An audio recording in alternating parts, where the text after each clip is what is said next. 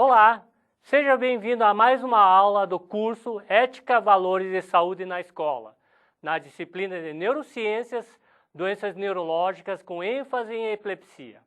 Meu nome é Lili Min e estarei falando uma aula sobre a epilepsia nas diferentes fases da vida. Então, vocês já tiveram uma discussão, uma apresentação sobre o que é a epilepsia, o significado dela, e agora eu vou tentar pontuar algumas das características e algumas situações que acredito ser importante para que você, professor, possa trabalhar essa temática na sua sala de aula. Bom, novamente, lembra do que é a epilepsia? A definição? Então, a epilepsia é uma condição neurológica, crônica, grave, muito frequente, né, que é caracterizada por recorrências de crises epiléticas, então é preciso ter mais de duas ou mais crises epiléticas, na ausência, digamos, de fatores que provocaram, seja trauma, seja intoxicação, seja alteração metabólica. Então, dado o fato de ser muito frequente, não é estranho não encontrar nenhuma pessoa com epilepsia na sociedade. Mas, de fato, se você for ver, nós encontramos muito pouco, né? A epilepsia acomete 1 a cada 100 pessoas, 1% da população, 1 a 2%, como tem sido mostrado nas estatísticas de pesquisa na área da saúde. E aqui, se formos extrapolar para o Brasil, nós teremos mais ou menos uns 3 milhões de brasileiros com alguma forma de epilepsia.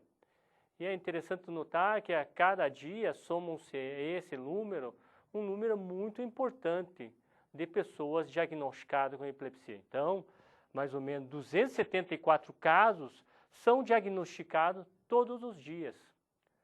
E 50% desses pacientes com epilepsia têm suas crises que começam na infância ou na adolescência, perfazendo um grupo que está muito presente nas salas de aula. E agora pergunto a você, professor, você vê esses alunos? De fato, como a Paula já comentou, infelizmente a epilepsia ainda é cercada por muito preconceito, muita crença, e faz com que as pessoas não sintam-se à vontade de falar sobre o assunto. Mas, na nossa experiência, temos visto o seguinte: a partir do momento em que a outra parte, a sociedade, ou então, no caso, o professor, esteja familiarizado com o assunto, conheça melhor o assunto e esteja disposto a dialogar, torna-se a abertura do diálogo mais fácil. As pessoas que têm a epilepsia sentem-se mais à vontade em conversar. Então, aqui cabe o recado de que tenha mais conhecimento para abrir o diálogo sobre esse assunto que ainda é muito tabu na nossa sociedade. Dentro dessa ótica, eu vou passar contigo sobre os diferentes tipos de epilepsias na infância e particularmente na adolescência. Então, vou começar com crianças de mais ou menos de 1, 2, até 3 anos, que são as crianças que estão no ensino infantil. Então, tem um tipo de epilepsia que é muito grave, que é conhecido como síndrome de West, né? Então, aqui está um gráfico mostrando um exemplo, né, de uma criança que está tendo um tipo de crise em que o braço levanta rapidamente, né, que são conhecidos como os espasmos. É importante reconhecer essa síndrome, essa entidade, para poder prontamente orientar o familiar a buscar auxílio. Então, vou passar esse filme que a Paula já mostrou anteriormente, que é de um lactente e que tem subitamente episódios de contração muscular, né, o espasmo, vocês vão ver, e que, ó, lá e que realmente são os espasmos infantis. Esse tipo de crise realmente precisa ter capacidade de reconhecer para poder referir aos centros terciários. Outro tipo de crise que é muito comum, que volta e meia vocês devem talvez escutar, pelo menos nas revistas ou na televisão, são as epilepsias rolândicas, né? Muitas vezes conhecido como as epilepsias mais benignas da infância, que começa com repuxão, particularmente do rosto, trava um pouquinho a garganta, a pessoa não consegue falar. Em geral, o quadro é que uma criança, à noite, né, bate na porta dos quartos dos pais, falando, quer dizer, apontando para o rosto, que está em contração, e que algumas vezes pode haver até uma convulsão. E é importante saber que esse tipo de síndrome é muito fácil de controlar, boa parte das crianças tem uma boa resposta à medicação, né? Então esse é um ponto bastante favorável desse tipo de epilepsia. Outro tipo de epilepsia é que é a epilepsia mioclônica juvenil. De fato, esse é uma das síndromes epiléticas mais comuns que se tem. Quer dizer, ela tem uma tríade, que é uma mioclonia, um solavanco, associado em outros episódios de crise de ausência, em que a pessoa se desliga por poucos segundos, como se estivesse fora do ar, e outro tipo de crise que pode estar presente, que é a convulsão. Então, esse tipo de síndrome também tem um bom controle, tende a aparecer mais na adolescência. Vou mostrar dois tipos de crise, né, para exemplificar essa síndrome, que é uma crise mioclônica, que é muito rápida, e a outra é uma crise de ausência, que é muito sutil e muitas vezes passa desapercebido. Então, a primeira é de mioclonia. Né? Então, tá uma pessoa, de repente, deu um sustinho. Tá? Eu vou passar de novo. Lá, preste atenção, um sustinho. Tá? E a pessoa volta. E esse tipo de crise é muito semelhante àquela crise, aquela crise que boa parte das pessoas já tiveram. É aquele crise que aparece logo que você vai dormir, né, depois de um dia estafante, que você fez uma atividade física extenuante, então você está ali na cama relaxando, prestes a pegar no sono e de repente parece que cai assim no vácuo. Acredito que você já teve isso. Isso é tipo uma mioclonia. Nesse caso que eu descrevi, é fisiológica, não é patológica, mas a manifestação, a sensação é muito semelhante à mioclonia que vocês acabaram de ver. Outro é uma crise de ausência. Então, a crise de ausência ela pode ser desencadeada, olha aqui, está acontecendo, por manobra de hiperventilação. Então, o médico pede para que a criança faça a hiperventilação por 2, 3 minutos a fim de desencadear a crise. Lembrando que isso é um atributo exclusivamente de médico. Então, que mostra. Vou mostrar novamente, rapidinho, a crise. Está lá, fazendo manobra de hiperventilação e de repente vocês notem que a criança para, começa a piscar, mexe um pouquinho a boca. Nesse momento está fora do ar. Por poucos segundos, aí volta a fazer o que estava fazendo. Né? Então, novamente, vai ter uma parada, né? Novamente uma crise ali. Então, é um tipo de crise muito sutil. É importante agora você fazer um lembrete que, às vezes, as crianças são até rotuladas que vivem no mundo da lua, não aprendem. Mas você imagine a criança que está tendo dezenas dessas crises, uma atrás da outra, né? Às vezes chega até centenas. Então é claro que nesse período em que a criança está totalmente desconectada, não vai conseguir absorver nada do meio ambiente. Então não vai conseguir aprender. Então há uma necessidade de os professores estar atentos quanto a esse tipo de manifestação, muitas vezes que são muito pequenas e passam muitas vezes desapercebidas. Esse é um ponto importante.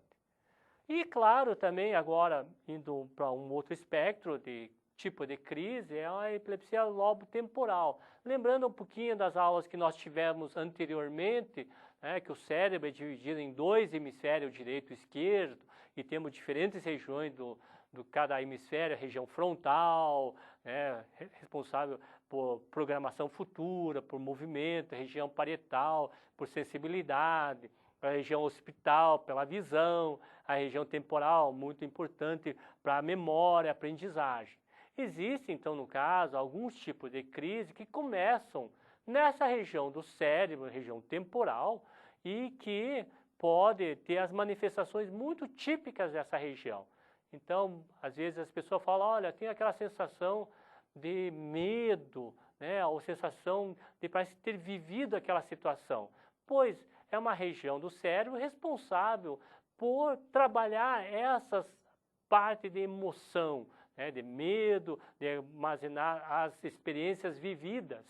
Então, alterações de crise nessa região pode fazer com que as crises tenham esse tipo de manifestação. Então, aqui é um bom lembrete de que nem todas as epilepsias são feitas somente de convulsão, né? Porque boa parte da pessoa acredita que a epilepsia é igual a convulsão. Não, existem vários tipos de crise. Então, conforme a região do cérebro acometido, a manifestação clínica vai ser diferente. Então, esse é um ponto importante a ser comentado. E aqui está um exemplo de uma pessoa que está em crise de lobo temporal. Notem que ela aparentemente está de olhos abertos, mas ela não está consciente, não consegue fazer o contato. Ela está mexendo o braço, né, o tempo todo e parece que vai passar mal. Imagine essa pessoa em ambiente público.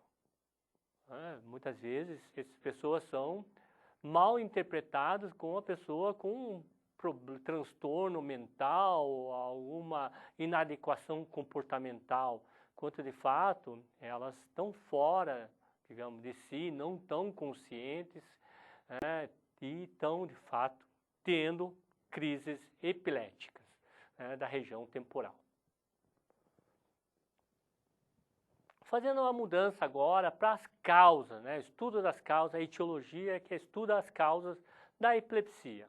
Lembrando que a epilepsia nós entendemos como mais uma síndrome, uma condição neurológica que tem várias causas que podem ter em comum a repetição de crises epiléticas, e no caso, a epilepsia.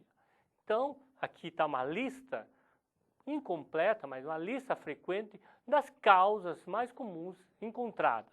Então, as doenças genéticas, congênitas, as doenças infecciosas, parasitárias, particularmente a neurocistercose, as traumáticas, as obstétricas, vasculares, neoplásicas.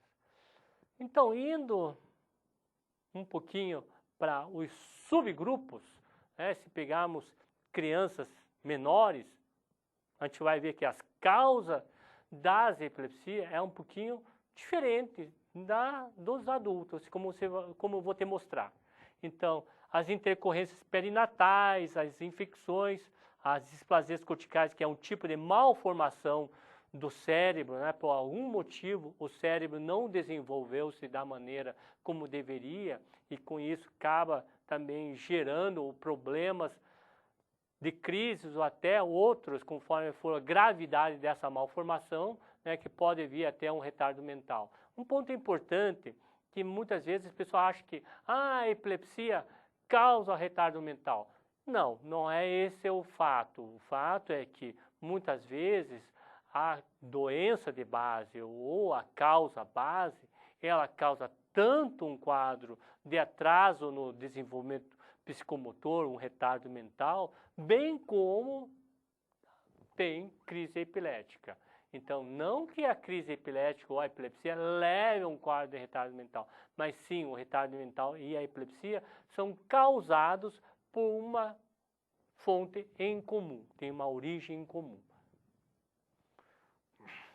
Agora, nas crianças maiores ou adolescentes e jovens, a gente vai ver que tem as idiopáticas, causa genética, traumatismo craniano, as infecções também estão presentes, e começamos a ver outros problemas, particularmente o abuso de substâncias, o álcool e drogas, que infelizmente estão muito presentes ainda na nossa sociedade, que aqui cabe um ponto que novamente a discussão franca e aberta na escola para tentarmos modificar esse tipo de comportamento é muito, muito importante. E se pegarmos pessoas, 50 anos ou mais, vocês vão ver que a principal causa está as doenças cerebrovasculares, o derrame, o AVC e até tumores cerebrais. Um ponto importante que eu gostaria de trazer aqui para a nossa discussão é uma condição, uma situação, chamado no meio médico como estado animal epilético. O que vem a ser isso? As crises epiléticas, de uma maneira geral, elas são autolimitadas e duram em questão de segundos a 1, 2 minutos. Entretanto, em algumas situações, essa crise ela dura mais, né?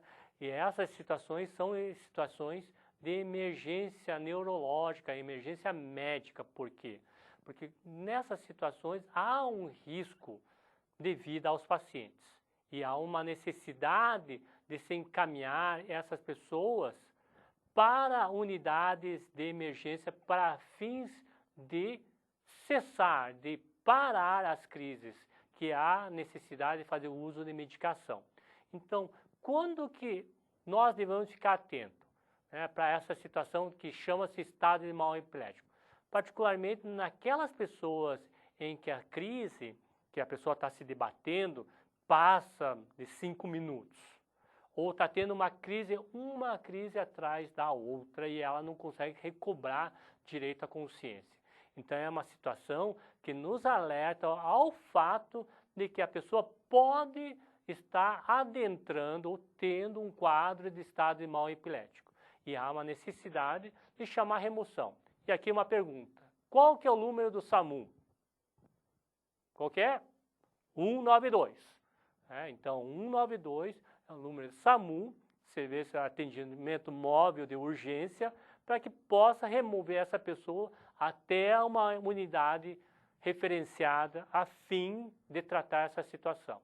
Tá? Mas, de uma maneira geral, as crises tendem a ser de curta duração. Então, quando estiver atendendo uma pessoa, um aluno que esteja em crise, sempre é bom olhar no relógio para ver como está sendo a evolução, quanto tempo já passou, certo? Outro aspecto. Queria fazer agora algumas considerações em duas situações, em mulheres, né, e em crianças, tá certo? Em mulheres, claramente existem algumas peculiaridades, né, na mulher, entre elas a questão da gravidez, a necessidade de planejamento familiar, a amamentação e fora os outros. Eu só vou fazer um breve comentário aqui quanto à questão do planejamento familiar. Existe ainda um tabu, uma crença de que as pessoas com epilepsia, as mulheres com epilepsia, não podem constituir família, não podem ter filho. Isso aí realmente é uma crença, tá? É um tabu. As mulheres que têm epilepsia, elas podem vir a ter filhos, tá certo? Existe, claro, uma necessidade de alguns cuidados que devem ser levados em conta. Então, no caso, o planejamento familiar prevê o uso de anticoncepcionais, e esses anticoncepcionais devem ter uma dosagem adequada, então o médico bem informado vai poder orientar qual tipo de anticoncepcional o paciente deve usar.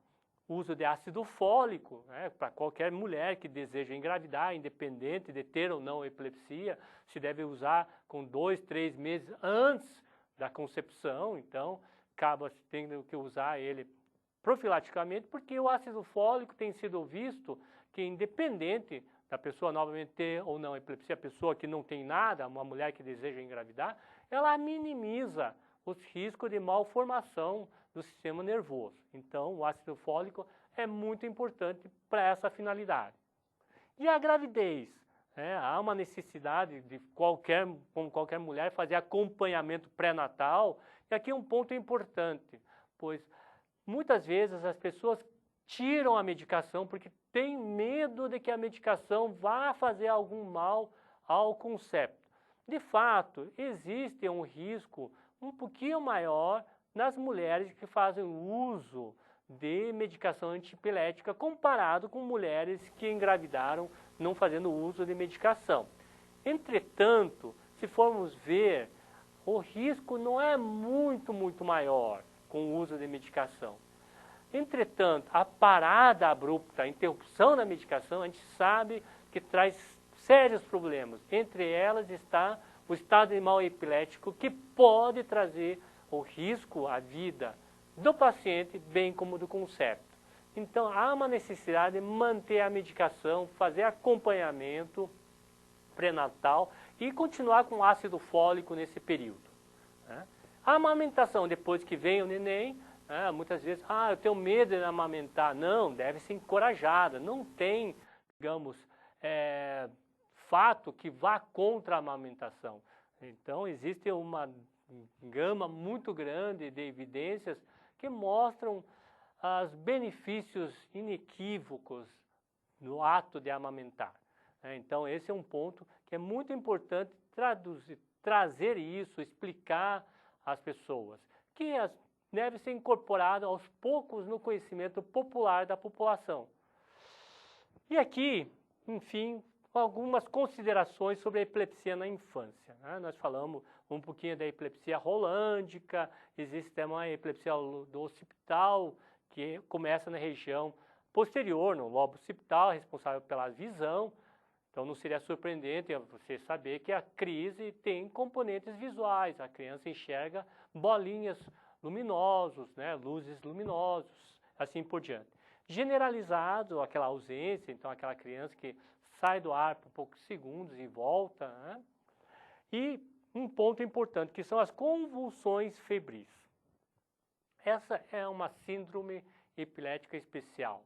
Nós não consideramos como epilepsia, mas sim uma condição à parte, pois não tratamos como epilepsia, não usamos droga antiepilética, mas sim fazemos o uso de antitérmico, pois aparentemente existe uma suscetibilidade, a criança tem uma propensão a vir desenvolver convulsão na vigência de altas temperaturas, de febre.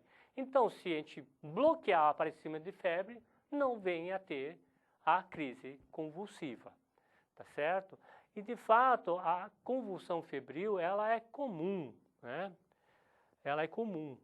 3% de todas as crianças têm convulsão febril. E ela é frequente entre 1 a 5 anos de idade. Mas um ponto importante aqui a ser mencionado, que a grande maioria das crianças que têm convulsão febril tem um excelente prognóstico, não vão evoluir para epilepsia, tá certo? E o tipo mais comum é do tipo tônico-clônica. Existem algumas diferenciações sobre convulsão febril simples ou complexa, mas acho que a mensagem mais importante a ser dada é de que, se você tiver uma criança que convulsão febril, ou que venha ter uma convulsão na sua escola e que esteja na vigência febril, pode se tratar de uma convulsão febril. Então, deve de explicar as circunstâncias que ocorreram a crise para o familiar ou até para o médico que vier a indagar sobre as circunstâncias em que a crise aconteceu. Então, esse é um ponto importante a ser colocado. Bom, eu espero que esse breve panorama da epilepsia nas diferentes fases da vida, com ênfase na infância e adolescência, tenha servido um pouquinho de inspiração para que você busque mais informações sobre esses assuntos discutidos. E eu gostaria de lembrar que deixamos um material no repositório do Moodle com a entrevista de 2 profissionais da área. O professor Carlos Guerreiro, que é professor titular de neurologia da Unicamp, que fala sobre a questão da epilepsia na mulher, as suas peculiaridades, e a professora Maria Augusta Montenegro, que é uma neuropediatra, também professora da Unicamp, que faz uma abordagem sobre a questão da convulsão febril. Espero que você faça um bom uso e vemo-nos na próxima aula.